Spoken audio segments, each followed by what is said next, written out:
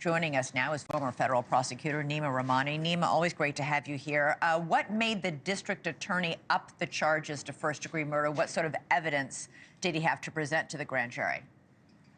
Elizabeth, I'm not surprised that we're seeing these terrorism charges and first-degree murder charges, but it is a risky move. And terrorism requires either an intent to intimidate the public or influence government policy. And New York has a more narrow first-degree murder law than most states. So it does result in an increased potential penalty. It's 20 to 25 years without the possibility of parole for first-degree murder, and only 15 with the possibility of parole for second-degree murder. So I understand why Bragg's office did this, but now it raises the question as to why Mangione did this. And if I'm prosecuting this case, I want to keep all that evidence out because that raises the possibility of jury sympathy and potentially even jury nullification. Right. The case he's going to have to build is going to be he was on a crusade against these ghoulish healthcare insurance companies. And guess what? A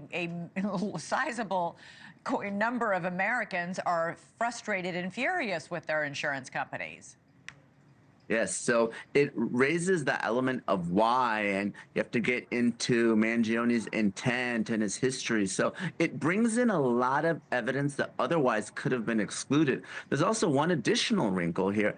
Terrorism is also a federal crime, whereas most murders are not. So now there's the possibility that the Trump-appointed Attorney General comes in and takes this case away from Alvin Bragg. And we know how the president-elect feels about the Manhattan District Attorney. So there might be a federal component as well now that we're seeing these terrorism charges. Yeah, we also know he's condemned what Luigi Mangione allegedly did, so he has strong feelings about it. You know, I'm curious, the DA, in announcing the terrorism, talked about the fact that it was meant to inspire fear. And we just heard the police commissioner, really denounce these wanted posters that went up around Manhattan. And many of the nation's top chief executives are certainly afraid right now. There's a deck of playing cards circulating online with the faces of other CEOs. They could be targeted as well.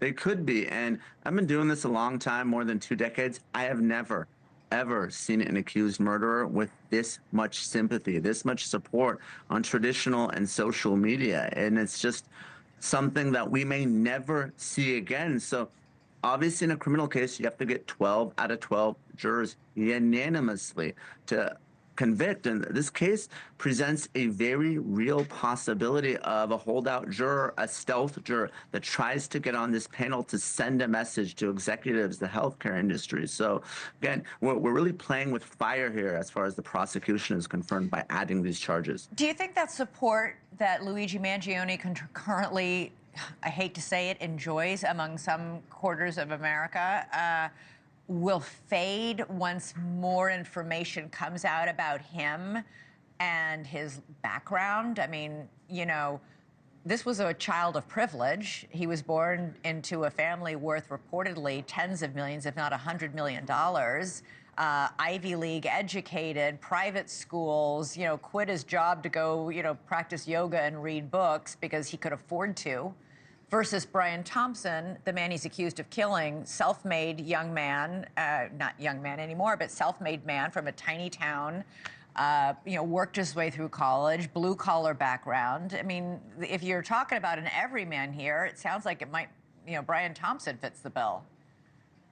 I'm not saying I agree with it, but in Mangione, you have someone who's rich, who's smart, who's good-looking, and is now famous. So I'm not surprised that he has this fan club and he's a hero of sorts. So he is somewhat of a sympathetic defendant. Again, not saying I agree with it, but he does present a real potential problem at trial. And now we're going to get into all of this and the evidence that's come out, his manifesto, his back surgery, his experimenting with psychedelics. It does appeal to a certain percentage of the population. And now all that's fair game by charging the terrorism and trying to escalate this to first-degree murder, whereas could have been a simple case. It's going to be interesting to see what happens there, Elizabeth. Yeah, hey, super quick, he's hired an expensive, pretty well-known defense attorney here in New York City. Word is she's going to drop fighting extradition. There's a hearing in Pennsylvania on Thursday afternoon. He could be on his way back to New York City by Thursday night. I think that's a smart move by his lawyer, Karen Friedman. She knows that extradition, especially from state to state, is really just a question of identity. Yeah. Are you the person that's named in the warrant? So it's not worth fighting. She's going to focus her attention on those New York charges. Thanks so much for watching. Go to joinnn.com to find NewsNation on your television provider. And don't forget to click the red subscribe button below to get more of NewsNation's fact-driven, unbiased coverage.